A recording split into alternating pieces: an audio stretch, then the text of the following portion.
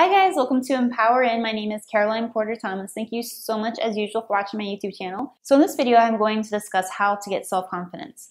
So one thing that I want people to know is that self-confidence is something that you build. One thing that's really scary is when you see somebody that's super confident but not competent. So confidence, again, is something that you build through time. Like, you're not going to start out as a new graduate nurse as completely competent. Over time, you're going to learn the job, you're going to learn how to read things, you're going to learn what needs to be done, what you need to look out for, and then you can become competent. Once you become competent, then you can have confidence. A lot of people come to me very, very, very early on in their career and they're like, how do I become more confident? Again, confidence should not really be a feeling. It shouldn't be like an aura that you give off. It really should be something that comes from building over time the competency to complete everything with competence. So now, when I'm in my specialty, I usually work step down, sometimes telemetry, med surg. I feel like I'm fairly competent in that. So if somebody comes to me with an issue, then what I usually do is I go back to the facts. So thankfully we have computer charting, which documents everything. And so we can look to see exactly, what is going on and what happened, and we'll go from there. But I have competence because I know the job very well. And then I have confidence because I pride myself in my work and I do the best that I can. Just for example, the other day I had a patient that said that nobody helped her to the bathroom from 9 to 3. But I was confident that we had been in the room. We had the hourly rounding sheets. The hourly rounding sheet was up to date, up to time. I had also documented that the patient was forgetful, and I also documented that I notified the doctor that the patient seemed a little bit confused, which seemed out of her norm. So her medications were changed around. So there, even though somebody was complaining that I was incompetent, I was able to show through proof that I was competent. So again, this confidence comes from competency. I'm getting a little tongue-tied here, are you?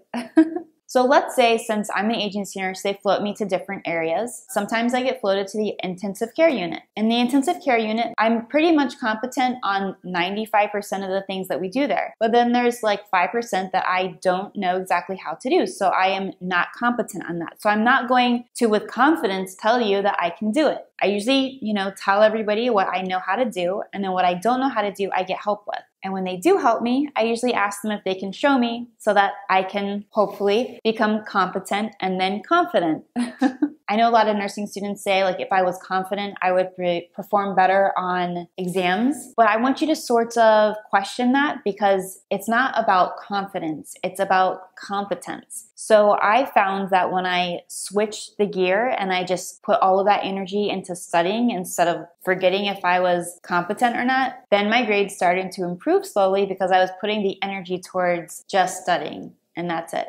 Another area that I see a lot of nurses that need a lot of help and confidence with is approaching doctors. Before I ever talk to a doctor, I try. Sometimes they catch me off guard and I'm like, oh my gosh, I wasn't expecting to see you. And so I look a little bit incompetent. But most of the time before I call a doctor, I go through the whole patient's chart, which it takes about 5 minutes, but I go through everything to make sure I only need to call them once if possible. So I have the issue, let's say the potassium is a little bit low, which is something that we call about a lot. Then I have that lab. I have other labs if they might ask. I also look at their medications and see if there's any medications that may have altered that. So when the doctor does call, I'm 95% confident that I have all the information that they need. And if I don't, I know that it's just a few quick clicks away to find the information that they do need. So alright guys, I really hope this video helps you out a lot. I hope that it helps you focus more on competency and preparedness than it does just to, exude this aura of confidence. So alright guys, I can't wait to see you in my next video. I will see you next Monday. I love you so much. Bye. Let's stay connected, guys. No matter where you are in the world, join me here every Monday at 6:30 a.m. Eastern Time for the weekly nursing pre-huddle before your regular huddle. This will help you start your week off on the right note. Also, get email notifications as soon as the videos are published. By joining my email list, you will receive 25% discount on my best-selling books. The first book, How to Succeed in Nursing School, has been called the best nursing school preparation guide for thousands of students just like you. Many say it's a must-read before entering nursing school. In this book, I share how I went from a very average student to graduating nursing school with honors. It also includes tips on how to choose your nursing school, how to be successful in nursing school, and how to stay motivated and driven while in nursing school. The second book, New Nurse: How to Get, Keep, and Love Your Nursing Job, is an outstanding book to help nurses start their careers on the right foot or rekindle their love for nursing. We all join this profession for altruistic reasons, but sometimes the stress of the job has us beaten down. This book, I promise, will help you reignite your love for the amazing work you do.